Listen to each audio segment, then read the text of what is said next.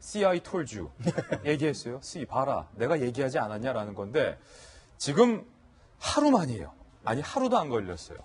올해 환경영향평가가 매우 중요하기 때문에 올해 안에 사드 배치는 불가능하다라고 국방부 발로 정부가 발표를 했고 14시간 만에 사드 4기를 조기 배치했다. 물론 북한이 미사일을 쏴서 굉장히 머쓱해진 측면인 건데 이거를 왜 진작 몰랐던 겁니까? 북한이 미사일을 쏠 거란 걸?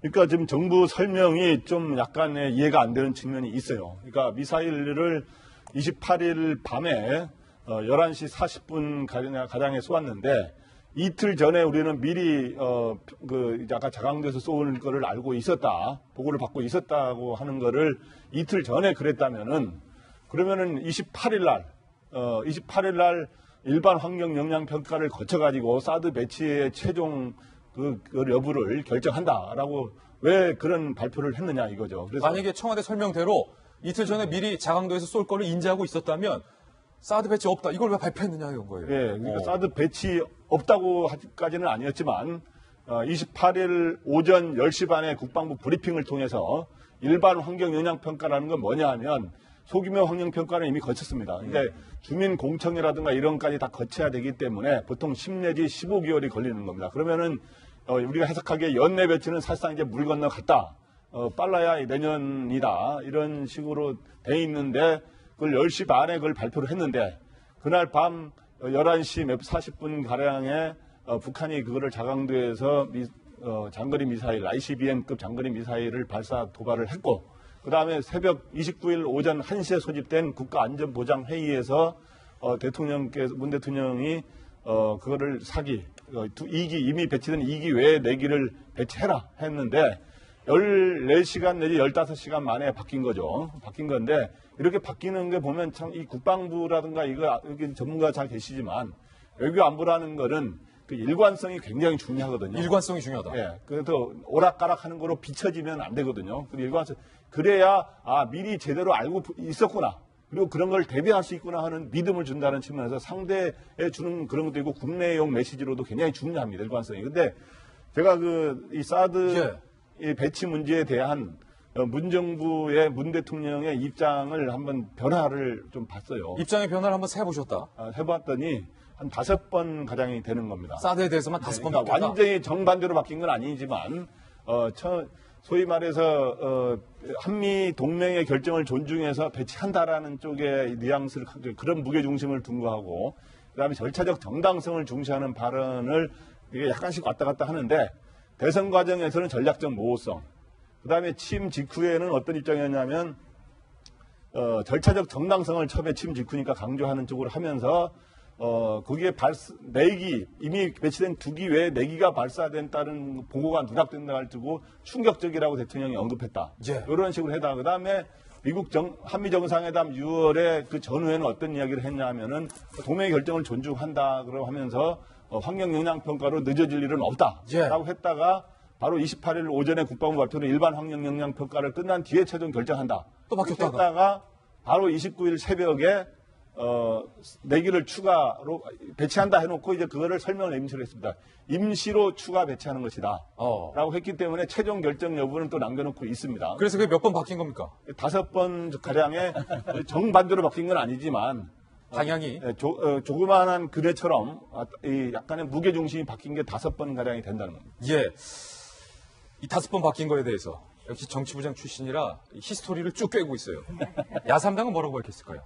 직접 들어보시죠.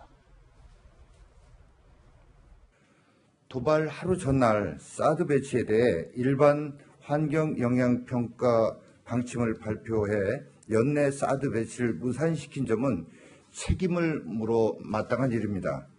또한 정부는 북한의 눈치만 살피며 지속적으로 대화를 구걸함으로써 오히려 김정은의 오판을 초래했습니다. 오락가락하고 있는 문재인 정부의 베를린 구상은 그 실체를 국민 앞에 허상으로 보이고 있다 이렇게 생각합니다. 사드의 임시 배치를 넘어 2개 내지 3개 포대의 사드 추가 배치를 미국에게 강력하게 촉구해야 합니다. 성주 사드 배치와 관련해서는 환경영향 평가는 과감하게 생략해야 합니다. 김병민 박사님, 사실 여론조사 압도적인 대통령의 지지율이 고공행진 할 동안에도 같은 기관에서 동시에 실시된 여론조사, 사드에 대한 여론조사는 국민의 과반 이상이 사드 배치해야 된다라는 의견이 높았던 정도였는데 그 이유도 사실 많은 국민들은 북한이 ICBM 미사일도 쏠 것이고 육체 핵실험도 할 것이다. 거의 확신에 가까운 예측을 했었기 때문인데 청와대가 이렇게 예측을 하지 못했던 건 북한이 그래도 우리가 말하면 미사일 안 쏘겠지. 우리가 설득하면 대화의 장으로 나오겠지. 우리가 말하면 핵실험 안 하겠지라는 기대, 낭만 이런 게 있었던 건가요? 이게 이제 우리 주도로 사실상 남북 대화의 주도권을 가지고 운전대에 앉겠다는 전략 아니겠습니까? 근데 운전대에 앉긴 했지만 결과론적으로 상대 측인 북한 입장에서는 대한민국의 대화의 상대자로 느끼지 않는 거죠. 이 사드 문제에 대해서 국제적인 정서에 대해서 굉장히 많은 분들이 분석해 주셨으니까 저는 국내 얘기 한 가지만 좀 드리고 싶거든요. 결과론적으로 문재인 정부가 얘기하고 싶었던 건 절차적 정당성의 문제 아니겠습니까? 근데 지금 같은 상황에 대해서는 이 절차적 정당성에 대한 당위론까지도 없어진 상황이에요. 말 그대로 일반 환경영향평가를 4기절에 걸쳐갖고서는 사드 배치를 하게 됐을 경우에 환경을 충분히 평가를 하게 되는데 이 환경영향평가를 거치고 나서 만약에 문제가 된다면 그때 가서 어떻게 할 겁니까? 그럼에도 불구하고 사드 배치는 하겠다라고 지금 기정사실화 시킨 거기 때문에 반대하는 사람들 입장에서는 환경영향평가에 대해서 요식행위 아니냐라고 주장하고 있는 거고요. 또 실제로 보수 진영 입장에서는 이렇게 중대한 상황에 관해서는 사실상 환경영향평가를 배제하고 긴급하게 배치할 수 있는 권한이 정부에 있는 건데 이런 일들을 왜 굳이 절차적 정당성에 대한 문제를 끊임없이 끌어들이냐에 대한 문제로 갖고 가는 거거든요. 지금 현재 이러한 내용들이 나오게 되니까 경북 성주에 있는 주민들을 비롯해서 사드 배치 반대하는 사람들이 나서서 극렬하게 투쟁하고 있는 거고 작년도 여름의 문제로 돌아가게 되면은 그 당시에 대한민국의 상황은 지금의 상황이랑 크게 다르지가 않습니다. 물론 ICBM 발사에 대한 사거리가 조금 더 확장이 됐고 충분한 기술력에 대한 진전은 있었지만 북한은 충분히 핵실험을 했고 ICBM 발사 등을 통해 갖고서는 핵 무기를 보유한 국가로 가겠다라고 하는 전략에는 전혀 변함이 없었던 상황이거든요.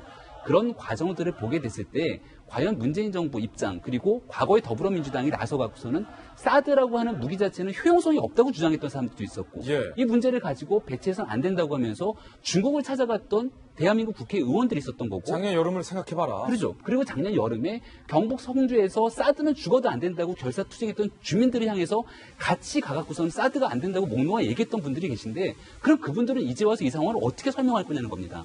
그래서 제일 문제는 결국은 이 북한에 대한 핵무기에 대해서 저항하고 대항하는 대한민국 이 국방의 안전을 위하기 위해서는 제일 중요한 것 중에 하나가 우리 국민들이 대동단결하는 모습들이 중요한 건데 지난 일련의 과정들이 우리 국민들을 오히려 더 국론을 분열시키는 데 책임을 진 정치인들이 있지 않는가에 대해서 저는 좀 꼬집어볼 필요가 있다는 말씀 드리고 싶습니다.